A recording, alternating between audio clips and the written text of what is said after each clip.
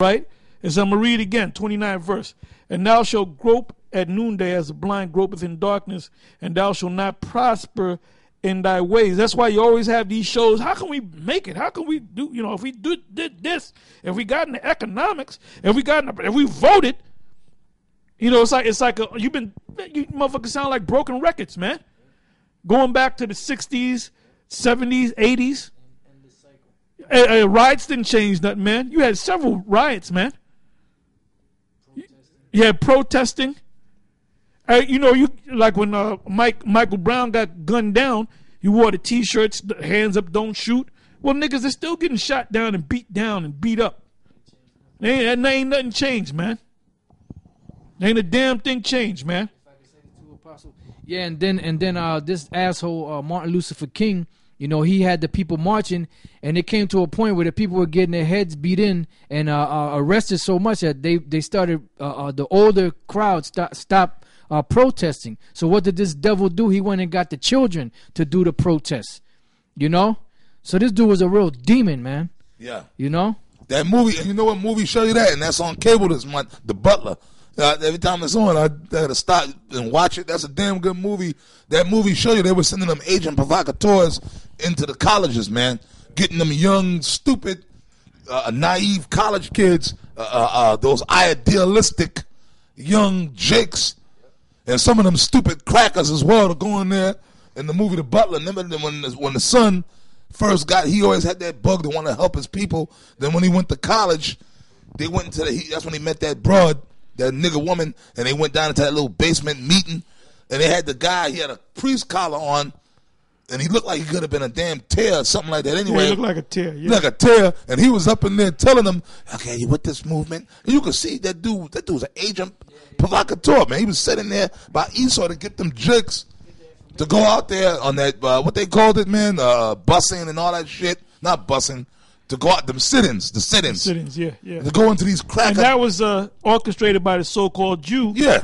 To bring them crackers down south that hated niggas. See, it'd have been a beautiful thing if they stayed segregated. Yeah. Because then what they were finding out was there were blacks that were saying, fuck it, we don't got to go to your restaurants. And then they started making their own restaurants. That's right. They didn't want that, man. They wanted them to integrate, man. Yep, that's right. They wanted to get that money from you dumb niggas. Because Jake are the biggest consumer. See, the so-called Jew knows that. See, them other stupid, them redneck crackers, they don't think on them levels. They just hate niggas.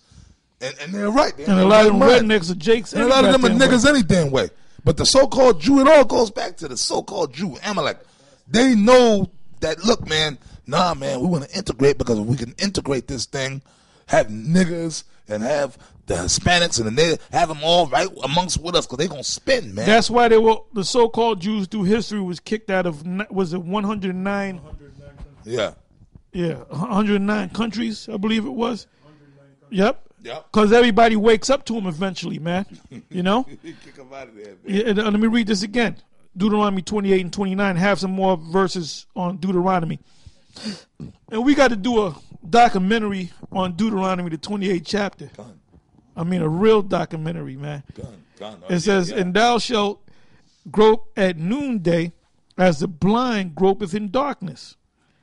Now, a blind groping in darkness is a man that can't see nothing in front of his face, and he's touching the wall to get support. So that's what you niggas are doing. You in that comedic thing thinking you're going to get support. And that's going to lead you nowhere but to hell, man. It's going to lead you to them mummies in Egypt, man. That's right.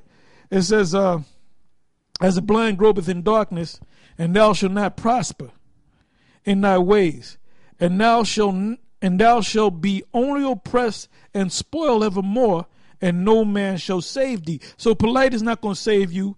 Don King is not going to save you. Shock is not going to save you. Hell, we're not going to save you, man.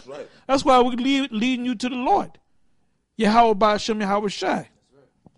That's right, man. Now this is verse 23. It says, and when you were brought here in slavery on the cargo slave ships, as we read before, it says, and thy heaven that is over thy head shall be brass. And that's where you had those yokes of iron, and some of them had they were made out of brass or steel, and they would have the collar around your neck, and then they would have like an extension that would go over the top of your head with a bell on top. In case you try to run, they could hear you when you were running, and you couldn't reach up high enough to grab the bell. You know? Now, where's that in the pyramid text? Huh? Give me some prophecies out of the pyramid text. And don't tell me the Egyptian prophesied there's going to be 72 million stars up in heaven 20 years from now. Or 2,000 years from now. There ain't no prophecy, man. It's just like me saying, let me give you a prophecy. The sun's going to come out tomorrow. Today's the 21st. Tomorrow going to be the 22nd. That ain't prophesying, man. Then it goes on to say, and the earth that is under thee shall be iron. And that was them shackles around your feet. They even had songs about their shackles on my feet. You know? Now, when they put the shackles on Joseph, when he was in Egypt, it said that they hurt his legs, his feet with those shackles. You know? Because it was precious. And then they show you that in the movie Django, which there was somebody that had mentioned that one of those, I don't know if it was Dick Gregory or one of them guys, they said that they were surprised to see that in the movie, that they actually showed the shackles on the feet, and not just show it, but showed the way that they were damaging their legs, you know, because that iron was chafing the legs and cutting into the legs, so that you were getting a lot of diseases and what's that when the infections, you know, from the iron chains, man. Yeah, his feet was all Django because when the dude freed him and the doctor, that German guy, freed him and they took the shackles off, his feet was all jacked up when he was walking with a limp, man. Yeah, and then the movie 12 Years a Slave, they're showing you, man. The movie 12 Years a Slave, when he realized, first of all, he was free. Yeah. Then they put his ass back into slavery, man. Because he thought he was outside them curses, man. Well, I'm from a free black man. A free black man looked down on other black men that were in slavery, man. Now, you notice when they got him at the end of the movie, the girl that he was close to, when his friend, the white man, came and got him, you notice he didn't go back and free that girl. No. He didn't go back and say, well, I got money to free her. He said, man, I'm back in the north. I ain't thinking about them niggas down there. You know?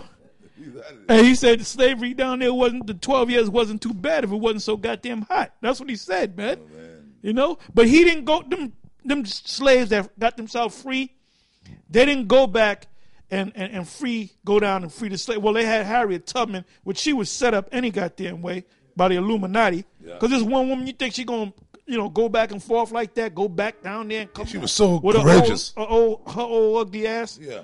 Come on, man. They set her ass up, man. Oh, well, Nate did the video. Oh, man, you saw that video Nate did getting on that nigga that was praying at Harriet Tubman's. Yeah, Dr. Umar Johnson. Yeah, he lost too. And then he set up too, man, Yeah. That dude, Umar Johnson, you out of your goddamn mind, man. Well, he's set up. He's set up, just like all of them, man. They're all set up, man. And to keep niggas as simple as you can keep them, man. Pray. Well, he's just pouring water.